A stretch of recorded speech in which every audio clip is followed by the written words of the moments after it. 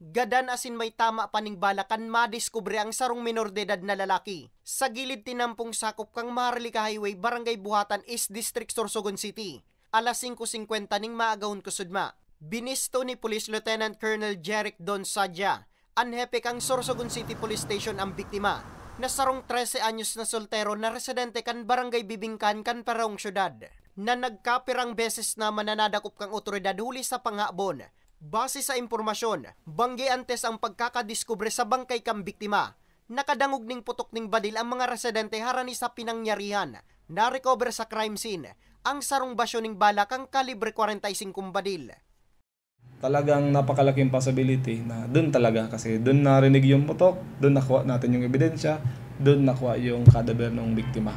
With the cooperation ng family at matutumbok natin to within this week, the following week, next week siguro, matutumbok natin and mapile natin yung kaso laban sa responsible suspects dito sa pagkamatay nitong child in conflict with the law, yung CICL. Sa isinagibong eksaminasyon kang otoridad, may sarong tama ning bala sa liug ang biktima na pigtutok dung kausa kang pagkagadang kaini. Sigun sa hepe, posibleng saro sa mga nabiktima kaini ang nasa likod kan pambabadil. May paabot sa satuya ng mga kamagurangan na maging responsable kita na mabantayan tan sa tunga kabataan. At early age, naghanap na isindang kwarta, tanganing masustain yung pangangaipon ninda.